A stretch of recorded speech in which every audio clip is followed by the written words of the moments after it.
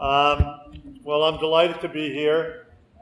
I'm going to try to share with you a fair amount of information in a fairly compressed timetable. I'm honored to speak between Will and Steve. Wonderful opportunity for me. I want to just highlight, I see a lot of familiar faces, but what I'm going to try to touch on are things like shipwreck management and public policy without making you glaze over. Management of shipwrecks, public value of shipwrecks, why should we care? Why should we preserve them? I'm also going to be talking about the evolution of transportation technology, particularly around the water, and that will allow me to talk a little bit about the evolution of the canal, something that Will introduced so well just a few minutes ago. One of the key starting points I want to put on your brains right now is I'm here and we're here in many ways because of a phenomenon that I call interconnected waterways. If you think about it, you know, we talk about the history of New England, the history of this region, history of Canada. Really all revolves around navigable waterways, or waterways that were made navigable by canalizing them and the impact they had on their society. And we're the beneficiaries of that. It's also left us a great legacy, which is how I'm going to try to conclude my talk, which is talking about the things we're actually finding and learning. It's active. We're in the middle of the survey. It's a very dynamic situation, and actually, as you'll see, very positive.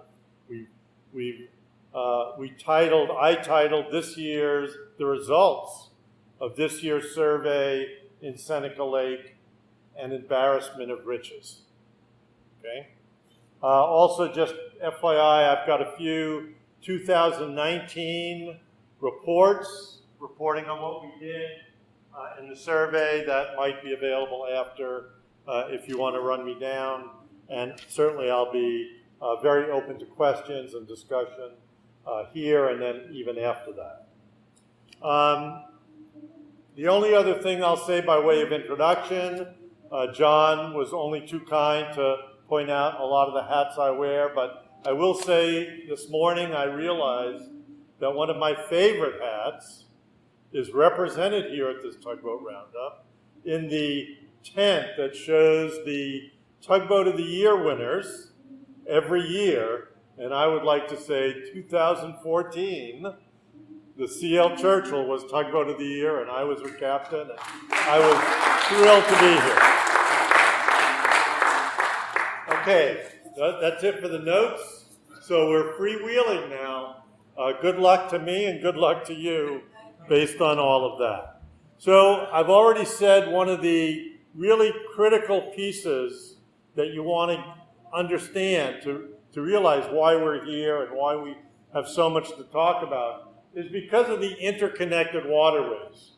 First, the natural waterways, St. Lawrence, Lake Champlain, Hudson River, Mohawk, all these ways that people traveled both for exploration, for commerce, and let's not forget that wonderful thing we do with one another, which is go to war. And so military events, particularly one of my studies is the American Revolution, is just represented everywhere. You just have to walk across the bridge to see some of the remnants of that played out here. The other thing we get to do through the study of these interconnected waterways is we get to see how watercraft evolved over time. As a nautical archaeologist, I'm really focused on watercraft and infrastructure and how they did it and how they improved it and what got replaced for what. And so I will be talking a fair amount about watercraft. And I'm going to really begin by talking about the building of the first, the building of the Erie and Champlain Canal System, the New York Canal System, 1817, it gets approved by the legislature. 1823, the Champlain Canal is completed. 2 years later, the Erie Canal is completed, which changed New York, New England, and the world really forever. It's one of the great topics. We're approaching the 200th anniversary and an opportunity to tell those stories, exploit this extraordinary history, the lessons that we've learned engineering-wise, boat-wise, flood control-wise, are still being learned on this operating waterway. The engineering of the original canals was a feat that is really spectacular. If you go and you read about the inventions, how do we do this? How do we get rid of all these stumps? I mean, the stump puller is one of my favorite things to look at.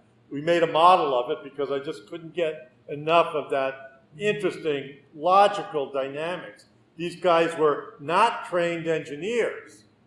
They were just really creative, mathematically inclined people who became the surveyors and engineers of the system. And a lot of people don't realize that the canal system was many systems. The canal, as you can tell from the top, where you see the original Erie Canal prism. Canal is a box filled with water.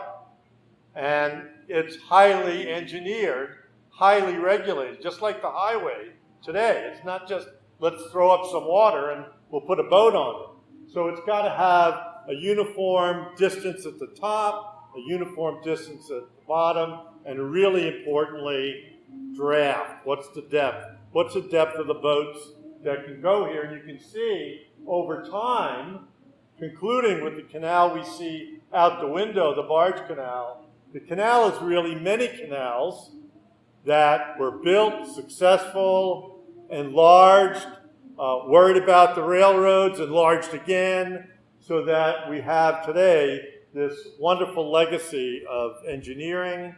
Along with the enlarged canal comes the enlarged locks, which is really important because with the enlarged lock, you get enlarged boats. And it was really all about getting the biggest boats that could carry the most freight through the system. That was its goal. The goals have changed a little bit as we stand here today.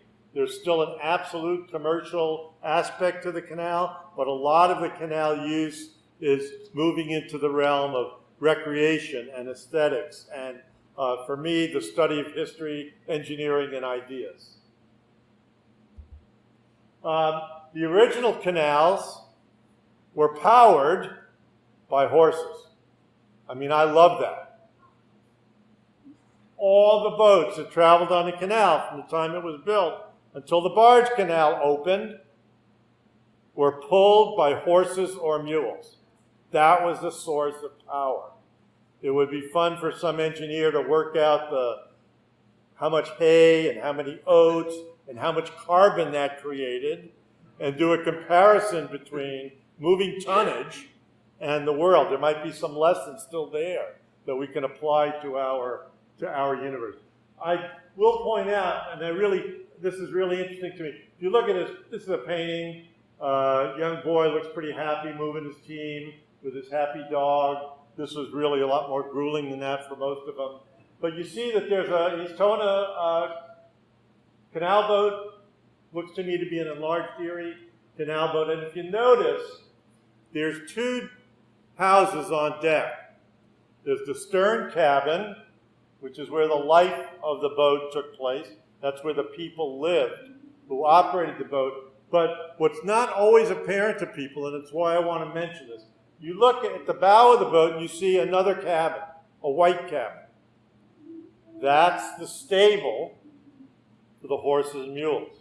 Not every canal boat was built with one. The Champlain boats typically were not, but almost all the Erie boats we think were because of the economics. And so you can always tell an Erie boat by that raised forward cabin, which was really devoted to the horses and mules. Beyond just the locks and the canal prism, this is actually a painting that was done in October of 1825, just as the canal was opening. This is in Little Falls. The canal goes straight ahead and straight behind. The bridge to the right over the Mohawk is actually an aqueduct. And aqueducts are like the coolest things from an engineering point of view. I just can't get enough of them. And if you're good, you can follow some of the old routes, and you can find aqueducts in the woods where they've been left, and they were built so well, they're often still standing in perfect alignment. I indicated that the canals got bigger so the boats could get bigger. This is a really good example of that. This is, anybody know where this is? Side cut, Waterford. And so you can see this boat is barely squeezing into this lock. Typically, this lock would have 15 feet of clearance from stone to stone. The boat would be built at 14.6 because they wanted to get every ounce of freight that the boat could handle legitimately through the canal. If the boat was 15.2, it wouldn't go. It wouldn't fit. So it was highly engineered, highly regulated. And when the canal first opened in 1825, which is when this engraving appeared, there were two really, not equal, but there were two different tasks assigned to these boats. One was to move people, like a bus, cross-country from place to place. Prior to the opening of the canal, you had stages on terrible roads, which produced not a great ride. And so these packet boats were filled with people. You can see how happy they are. They're dancing on the roof right there. Typically, these boats would be towed by 3 horses in a row because they were express boats. They were traveling at 4 miles an hour. They had right-of-way at the locks. And actually, that was not very popular with the freight guys. And so here's what typically we associate with the canal, and that is boats moving stuff, cargo, weight. And this is just a good example of this boat is being loaded to her capacity. And that capacity will be judged. When this boat shows up at the entrance to the canal, there's an official who will actually make sure that it does not exceed the maximum depth allowed on the canal. Theodore Bartley, who left us 29 years of daily journals written from a canal boat, very often tried to sneak on more freight. And at the entrance to the canal, he was often stopped, made to rent a lighter, a smaller boat that he could offload some of that coal that he was trying to sneak through the Champlain Canal until his depth was right, and then they could both go through together. These canal boats, these wooden canal boats in this towpath age, were often operated, if not owned, by families. Mom, dad, and the kids lived on this boat, traveled on this boat. For many of them, it was their year-round home. When the canal closed in winter, you could see mobile home parks in Jersey City and places all around where the ice wasn't too bad, where hundreds of these boats would sit side by side, and everybody would visit, they'd play music, the kids would play, the older kids would get to know each other, and that's how, life went on. Interestingly also here, really to connect back to Will's great talk, if you look, this is a tow on the Hudson River. And if you look straight ahead behind this family, you see a really big steam tugboat. And that's what's pulling these 80 or 90 wooden canal boats from Albany down to New York City. And you see there's 2 small stacks on either side, one stack on either side of the big boat. Those are the small tugs that are helping but also used to come back to take the boats that have to get off at Poughkeepsie or some other place. So they're moving boats in and out all the time. It was really quite an extraordinary thing, and it gets captured really well here in this photograph. And the other thing I want to mention, the Lois McClure was mentioned. A lot of times shipwrecks are the catalyst to rediscover history. It was a shipwreck on Lake Champlain in 1980 that introduced us to the concept that they had made canal boats on some places that could sail themselves to the canal or away from the canal, and it was at the time economically feasible to do that. So we were so enchanted with that, we had a chance to build one, full-size, operational, and that's what the Lois McClure is today. I want to talk a little bit about the Hudson River and the Great Lakes were not the only place there were working harbors. We now know that on the Finger Lakes, particularly the lakes that were directly connected to the canals, which are Seneca, Cayuga, and Keokuk, formerly Crooked Lake, there was actually working waterfronts with steam tugs moving canal boats from place to place. And on Seneca Lake, this has given us a whole new window into that world, which is what I will be talking about. There also were interim ports where cross-lake ferries could operate, and of course, very maritime. This is where Willard State Facility was, no longer in the glory that it's depicted here. The remnants of these docks are visible when the water is low. There's infrastructure from this period, kind of everywhere you look. But we do have a villain in this story. That's what makes a good story, heroes and villains. And these are our villains. This is the evolution of transportation technology back when canal was king. I mean, they enlarged the canal. The day they opened it, they were so amazed at how well that it worked, they immediately planned the expansion. And this went on until all of a sudden these guys show up. They can operate year-round, much more comfortable for passengers. And so the packet boats I spoke about disappeared in about 1850. They were king for 25 years, and then overnight, they got essentially out-technologied, and they literally disappeared. And then, of course, by the turn of the century, the 19th century becoming the 20th, it's a brave new world. It's not just canals versus railroads, it's automobiles. And so Governor Theodore Roosevelt, who was a fan of the canals and didn't want the railroads to get any more powerful and obnoxious than they already were, authorized the final expansion. I say final, but the expansion we're in now, which is the barge canal era, over 100 years ago. And of course, along with the larger canal comes boats designed to maximize the cargo carrying capacity in the lock. So history repeats, history repeats. And I'm pleased to show you this one. This is a photograph I took.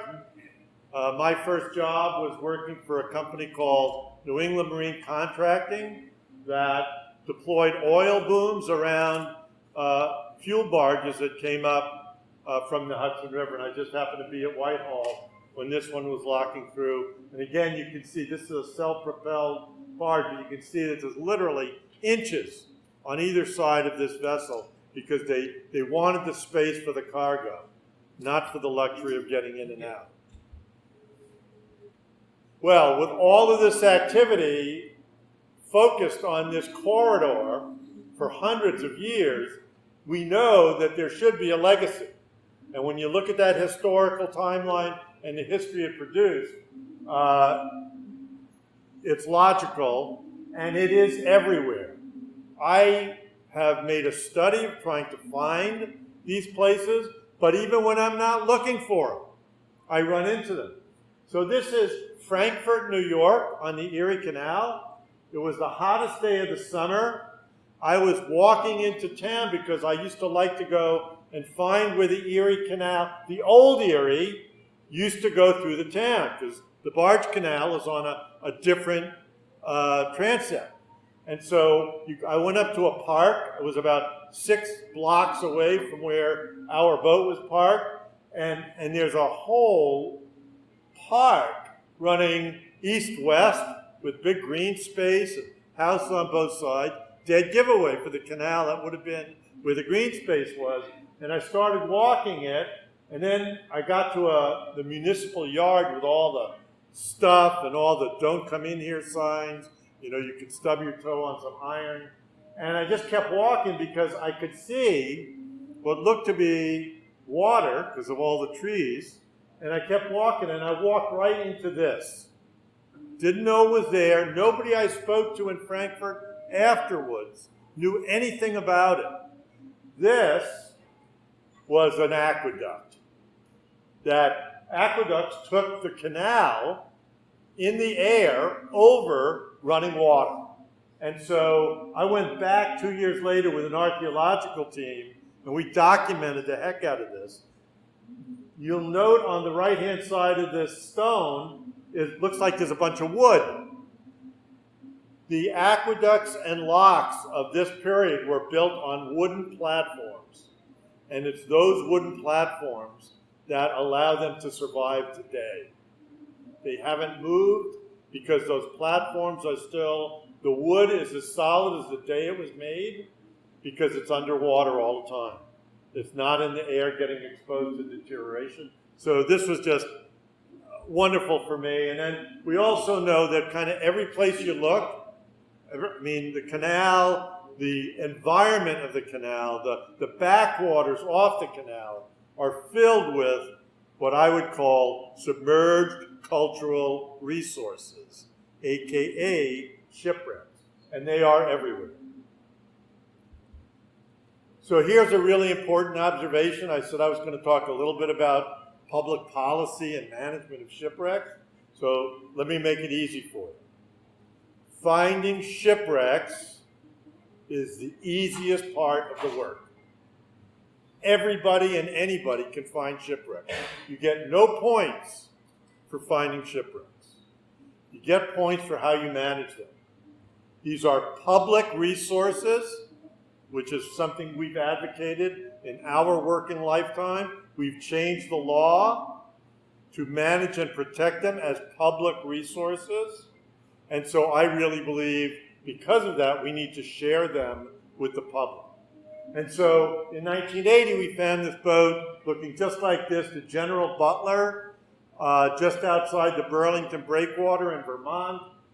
The boat is just as intact as you see it, cold, fresh water. Does that, looks just like a canal boat, long and narrow. So we absolutely have a canal boat. You take 2 measurements on a boat like this, and you know the era. So this one was 88 feet long, 14 and a half feet wide, 1862 to sometime later.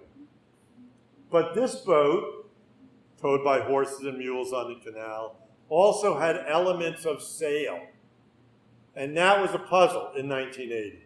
So I did the research and tried to figure out how it fit into the chronology of watercraft and all of that. And I found that on Lake Champlain, they had actually built, simultaneous to the opening of the canal, 1823, the Champlain Canal, the very first boat to transit from Lake Champlain through the Finnish Canal to the Hudson River was a boat called the Gleaner of St. Albans, and she was built as an experiment.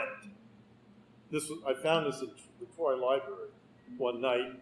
It was one of the great stories I can tell later in the day.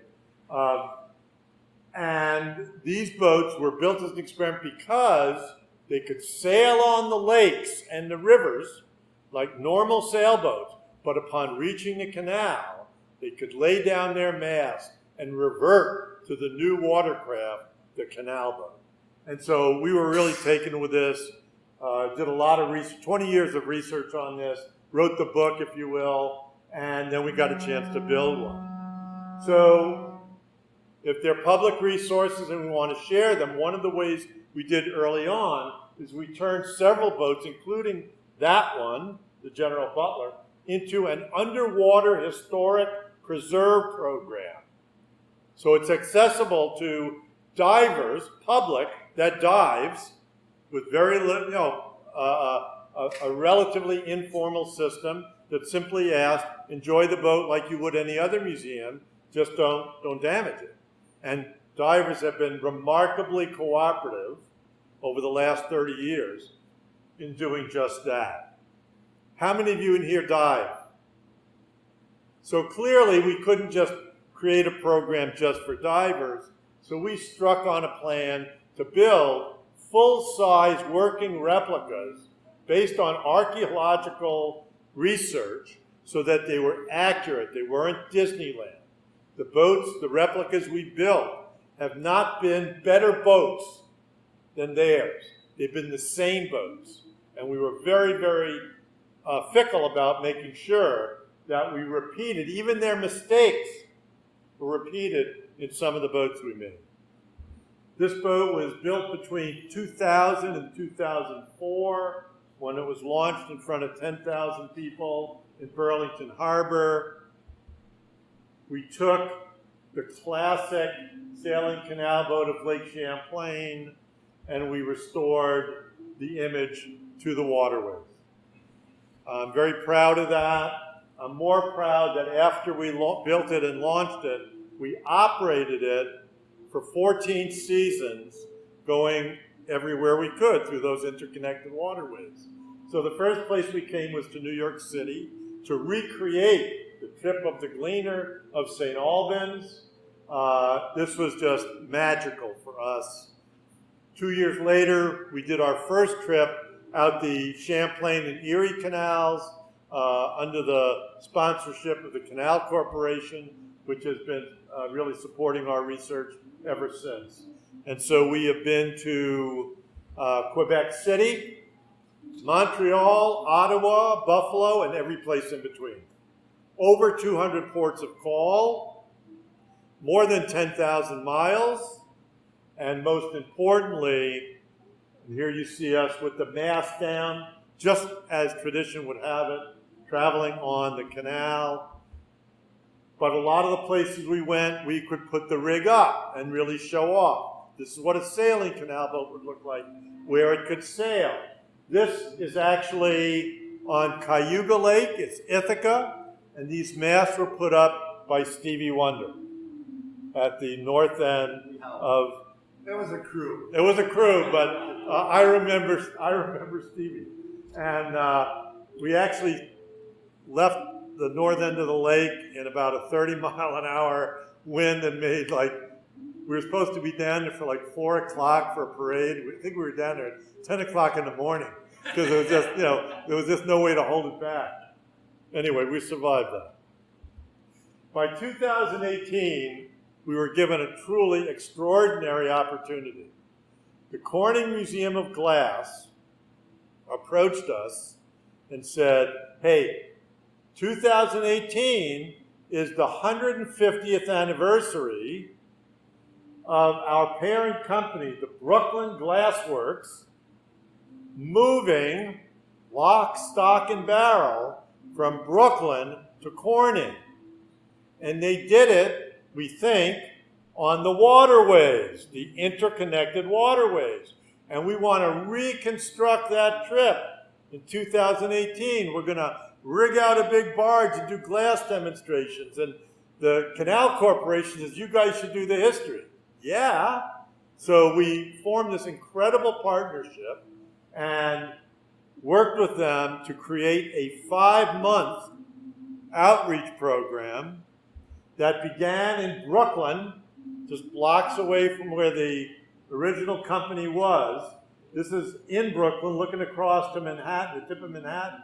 You can see the Lois McClure in her glory rig with the glass barge that we traveled as essentially a circus would travel. You know, over 5 months, we saw so many people, it was scary. Tens of thousands of people. It was all free, and it was all really storybook. The issue for us was that to get to Corning in 1868, the reason you could do it is because you could come up the Hudson, make a left at Waterford, come out the Erie Canal, take the Cayuga-Seneca Canal to Seneca Lake at Geneva, cross Seneca Lake in your canal boat loaded in Brooklyn by the steamboats that are there to move you, and then you could go to the southern end, Watkins Glen, and you could enter the Chemung Canal, which would take you to either Elmira and then Pennsylvania, or you could hang a right at the feeder canal and go to Corning, which is, of course, what they did.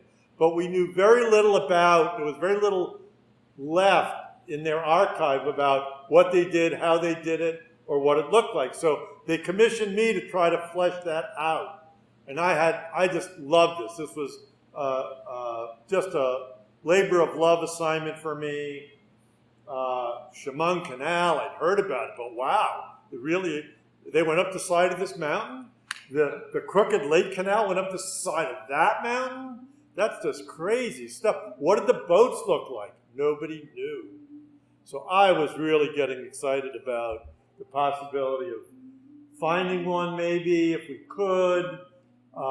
This is actually Geneva Harbor, and this is what it looked like on a day in the 19th century. This is in the 1870s, so the Chemung is still operating, Crooked Lake is still operating, the Erie, of course, is still operating.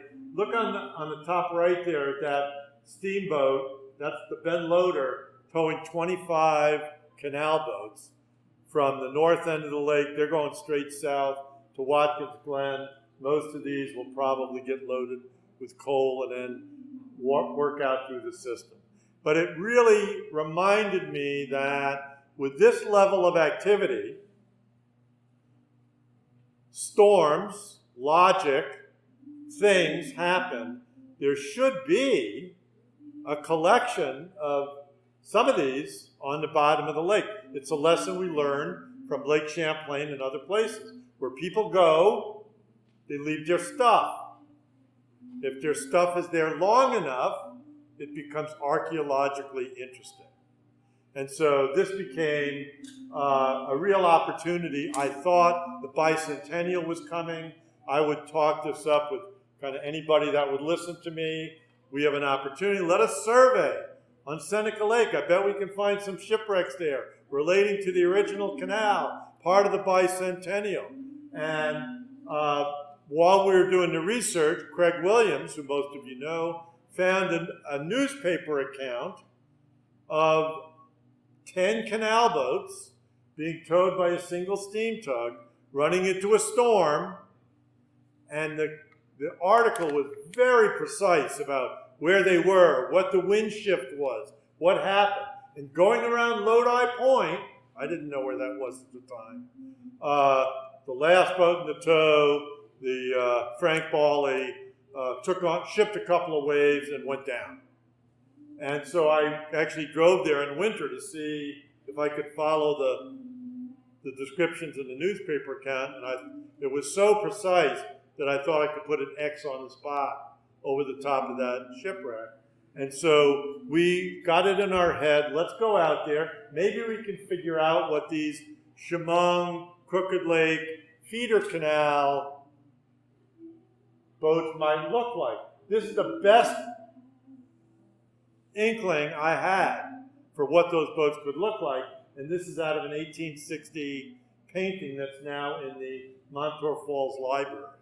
And those boats are not fanciful. The artist cared to get it right. You will notice that every one of them has a bow staple. Well, the bicentennial was the catalyst for the research. We managed to get a demonstration project going in 2018 under a permit from the New York State Museum. We wanted to see if we could find the Frank Bawley. And it turns out that there's some really extraordinary, accomplished survey guys who had just finished surveying all of Oneida Lake.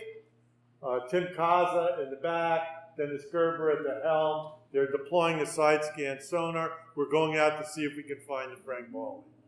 We found it in 15 minutes. And then over the next few days, we found 7 more. And so when I talk about an embarrassment of riches, I really mean it. This is what the Frank Bali looks like in the sonar image today, exactly where the newspaper said it was going to be. And it was so successful in 2018, we decided we would try to come back in 2019 and really stage a complete survey of the entire bottom of Seneca Lake.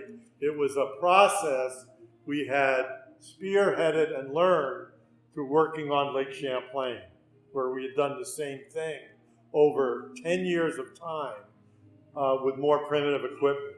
Now we had this extraordinary vessel, the RV David Folger, which is Middlebury College's education and research tool, and we were able to borrow it, commission it, to help us with the survey. I'm fortunate enough to know the geologist, scientist who has really made a living out of this kind of work, Tom Manley, and Dick Furbish, Captain Dick Furbish, who I started working with on Lake Champlain more than 40 years ago when we salvaged the sailboat together, is the captain of this boat. And so it was a match made in heaven.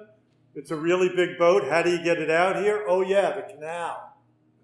The canal still works for oversized loads and things like that. We brought the boat out there, and our goal, and this is I think a contribution to the field. What we learned in Lake Champlain is that if you do the survey right, and the key ingredient for us is the sonar system.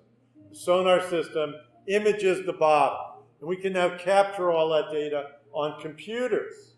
So it's really efficient. And so we can go out there, if we do the survey right, we can use it to solve or create 2 very different data sets with very different applications. One of them is to basically just map the bottom geophysically. What is the depth around this place? The last full mapping of Seneca Lake was done with a lead line, pictured at the top right, in 1870. So their numbers of data points was really fairly limited because it was accurate, but it was a pretty direct, throw the lead over, take the measurement, pull the lead up, have lunch, take another measurement after lunch. It was a much more tedious process. We had the good fortune of living at the time with sonar, used to be a single band of sonar, then we had some more beams, and then as Tom Manley likes to point out, hey, what if we could get 512 beams and paint the bottom? And that's what the modern sonar system does today. And this is just our first season's worth of mapping the bottom. This is a gross look at the depth profiles of the northern part of Seneca Lake. You could take any square you want in this, and you can blow up that data, and you can see depth contours, bottom contours, sediment, waves, all the issues that this data can give us.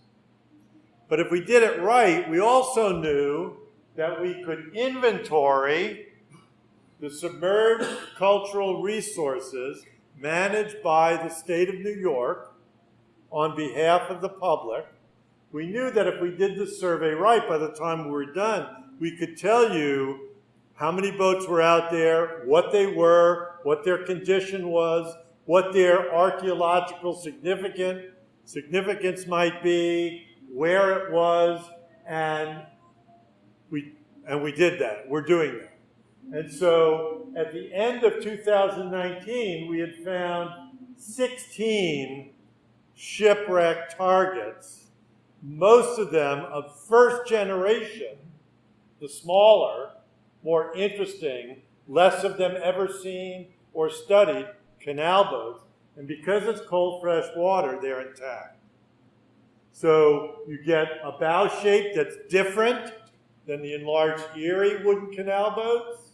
You get a monstrous big stem, which was discontinued with the enlarged Erie. I think this was part of the towing system back then, till they read Captain Godfrey's article and realized that it's better to put it onto a midship cleat. But you can see the stern of this boat is an hourglass stern like a sailing vessel. They hadn't yet fully evolved into a canal boat shape because there's a transition involved. There's time involved. But you can see we're dealing with whole, complete vessels. What we also title true shipwrecks because they sank in unplanned circumstance. So it's very important to remember that our joy over finding these things is really reminding us of the worst day that the people that owned this boat ever had. Because they lost their livelihood, they often lost their draft animals who were carried across Seneca Lake in the stables, and they also occasionally lost people, the biggest tragedy. So we're very mindful of that. This study collection, though, will have cargoes. Every one of these boats has cargo. The stern cabin, wood stove, family goods, all the plates and dishes, everything that made this boat a living space for these people is still contained on this watercraft. And I'm particularly interested in the horse stables. I've never really seen much in the way of analysis of horse stables, but they were an indispensable part of the way the system worked, and we are getting, we already have probably 10 intact bows with stables still there that can be studied and increase our, this is a good example of that. This is our target number 12. I've never seen a shape like this. So my brain goes and says, well, I've never seen a shape like this on all the boats we've looked at in this part of the world. Maybe that's a Pennsylvania design, because the Pennsylvania Canal was sending boats up here. So that's my theory at this point. We'll try to proof it out. But look way in the bow of that boat, and you can see that there is a little cabin raised right in the bow with a T behind it. That T is where the horses or mules got out of the vessel to get on a horse bridge to get to the bank so they could be swapped out every 6 hours with their counterparts, because that's what they did. That's how you checked the oil and made sure that the boat could still run. One of the ways I promoted this survey early on to try to get the state interested in it is, golly gee, we know a lot about packet boats, the buses, through the written record, journals, travelogues, illustrations, but we've never found one. There's no archaeological example of a packet boat known to exist in the world. Maybe in Seneca Lake? Well, maybe it's kind of a long shot, but that was, if you ask me my most coveted, what would I really like to find? It would have been a packet boat. And packet boats were, like I say, they were the Greyhound buses. On board there was a restaurant, essentially. You could pay a little extra and get your meals. There was a bar. There was a men's cabin and a ladies' cabin. And they had sleeping quarters. So you could travel this boat 24/7. Well, usually 24/6. They didn't like to run on Sundays. Well, we found target number 7, didn't really know what it was, looked interesting. We did a quick documentation of it. All the documentation for these boats was done with a flying camera, an ROV, because of the depth of the water. So we took the film that we got, we did these rough drawings trying to figure out what we had. We didn't really have anything that looked quite like this, and the hull shape looked different.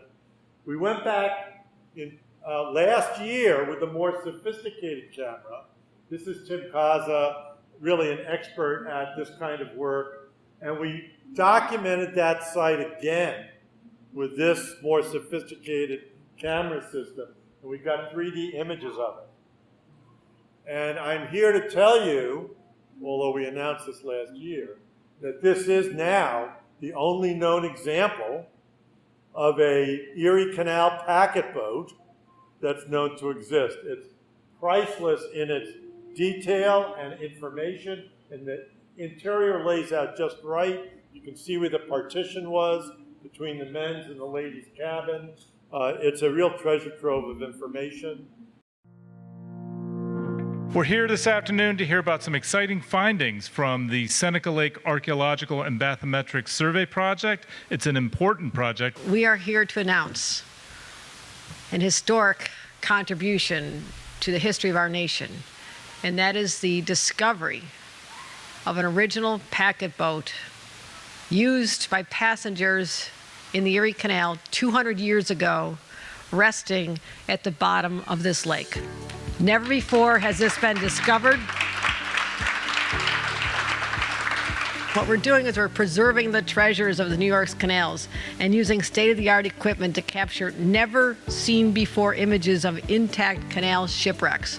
We're preserving the past as inspiration for current and future generations on how limitless we are here in the state of New York, only limited by our own imagination. Our goal has always been to entice travelers to visit the Erie Canal and experience for what it really is, a scenic waterway that tells the story of how New York emerged as the Empire State and opened up the nation's West.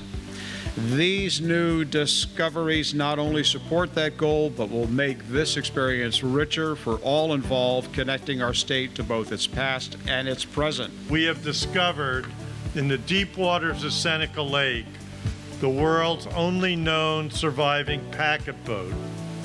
We have studied this boat now for 2 years. We have returned this week with a more sophisticated sonar and mapping system, and we have produced these 3D images of the packet boat on the bottom of Seneca Lake.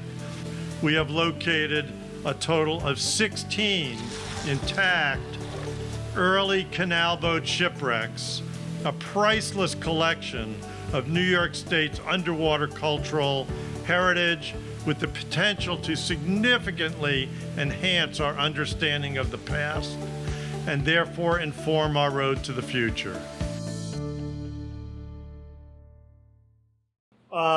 So I said earlier, the discovery of a shipwreck is often a catalyst for new research.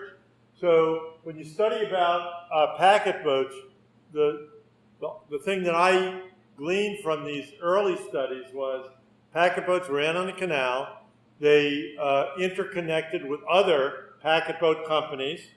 So, you started Geneva, you went to Montezuma, you went to Schenectady, you could come back, they worked on a schedule, but you wouldn't really expect a packet boat, horse-drawn vessel, to be operating on the Finger Lake. So I was a little bit pleased and shocked, because why would it be out here in hundreds of feet of water if they were really canal bound?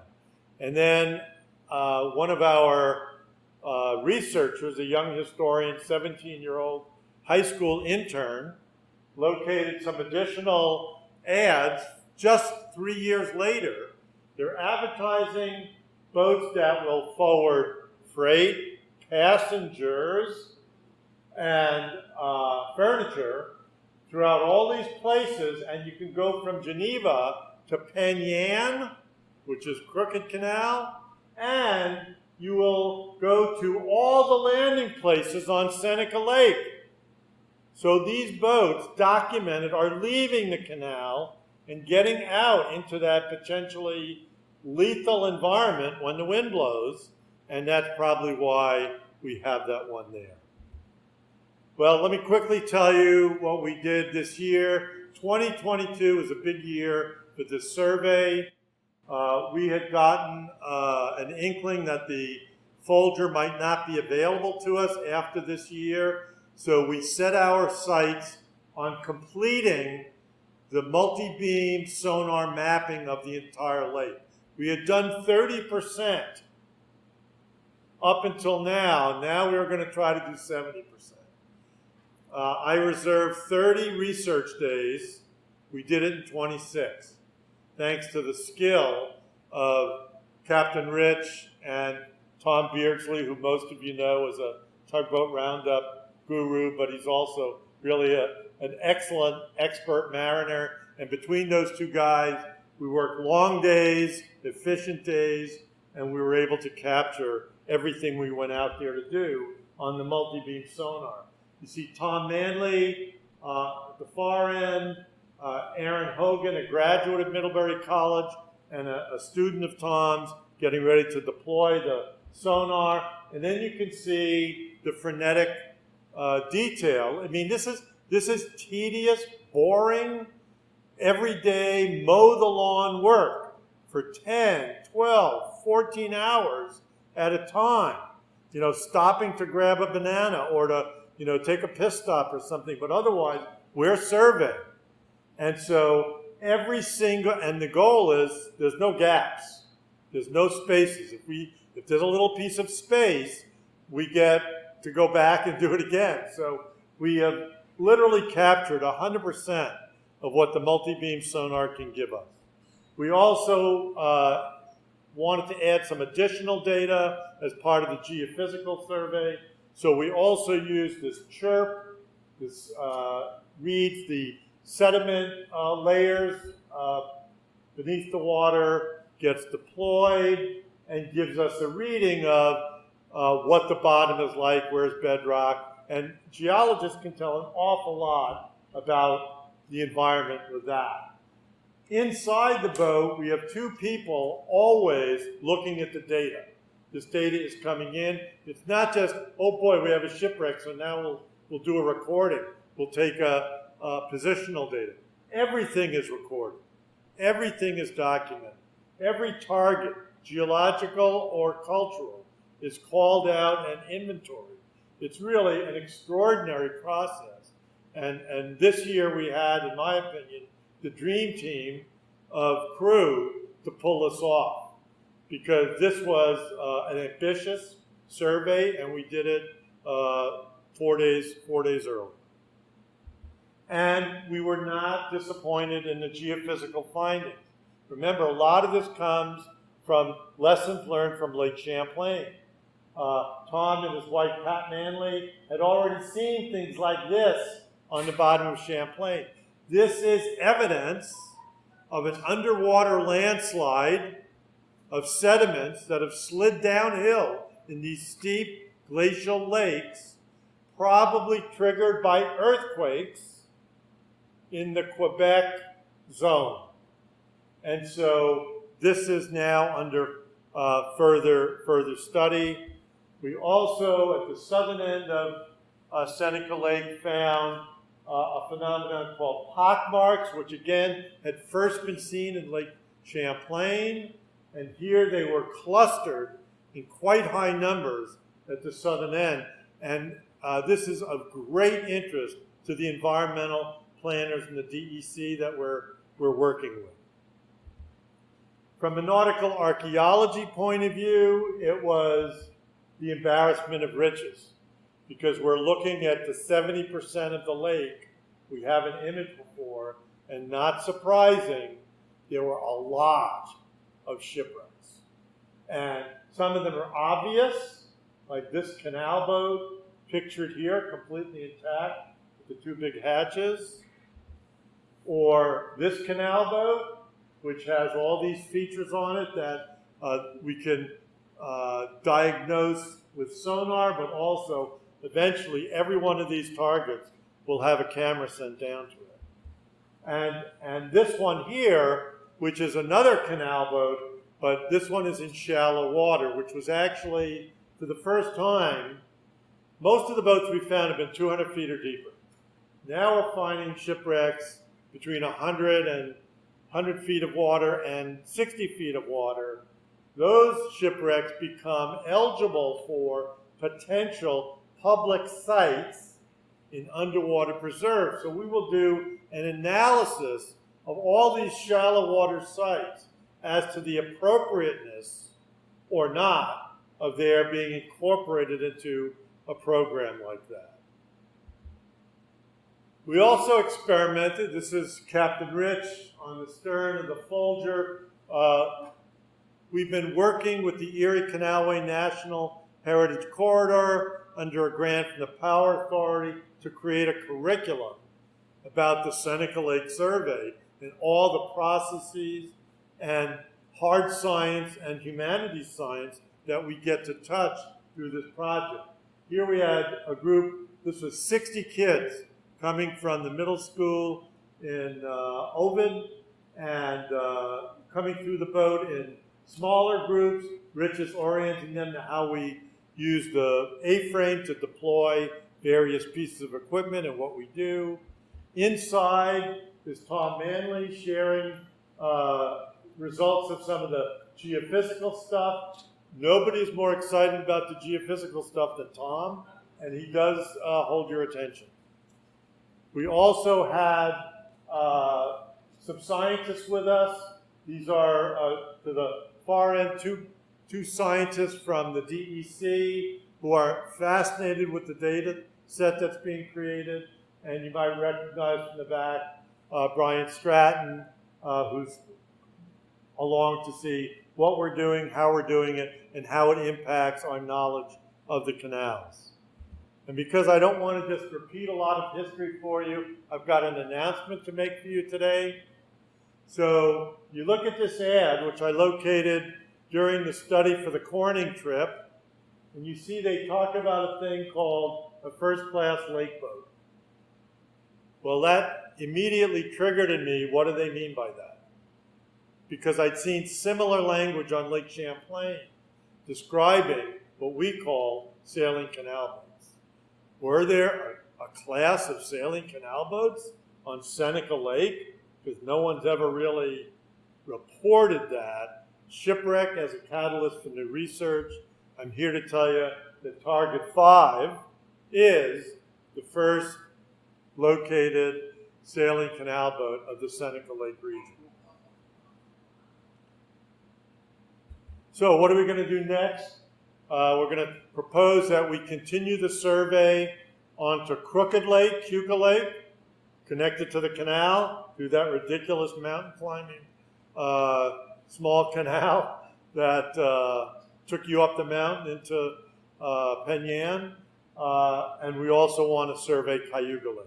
We don't think they're going to have quite the richest numbers of boats, but they're going to produce some interesting discoveries. We need to go back. All the boats we found this year, and we found at least 25 new shipwrecks this year. We need to image every one of them so we can tell you what we found. This project doesn't happen without the accumulated skill and effort of a whole team of people. Tim and Dennis, who I mentioned earlier. And then we've got Tom Beardsley, Ed Whiteman from the Finger Lakes Boating Museum, which is a sponsor of the project, myself and Aaron Hogan on the end. I don't know where Rich is. He's probably steering the boat so we don't hit anything. But Rich obviously was a major contributor to this year's program. Thank you so much for your attention and your interest. And I'll be happy to take any questions if we have the time.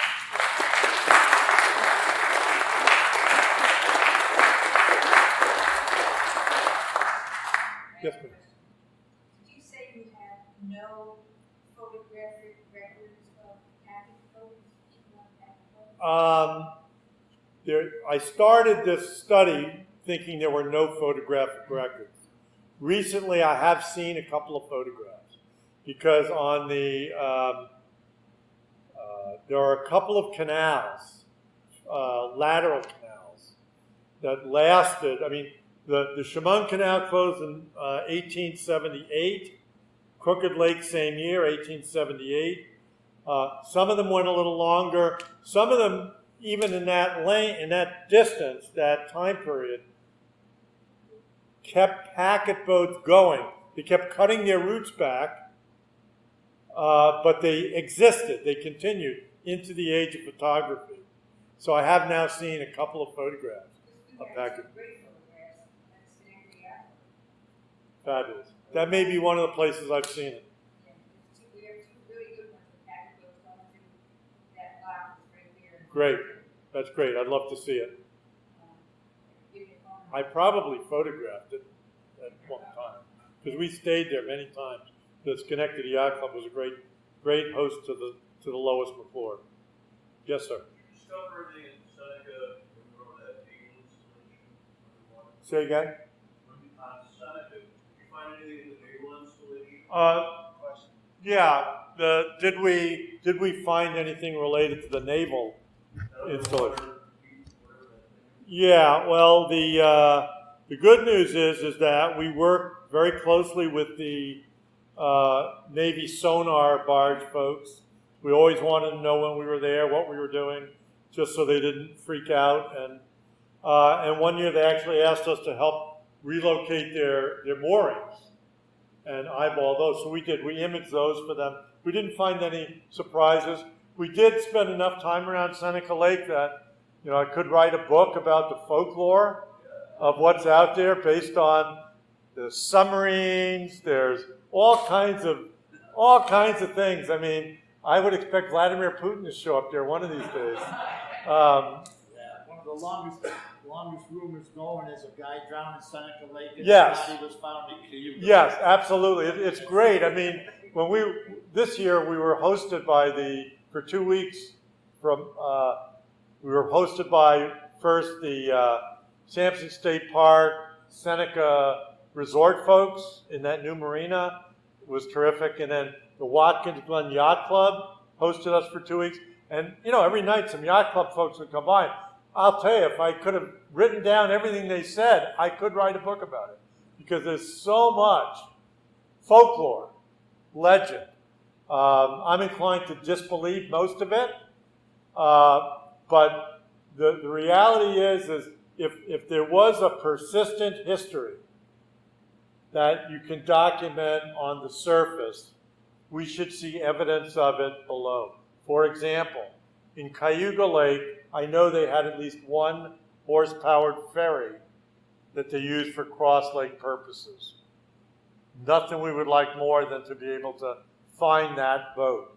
We found one in our entire career, which we fully documented in Lake Champlain, but they're really, coveted archaeological types.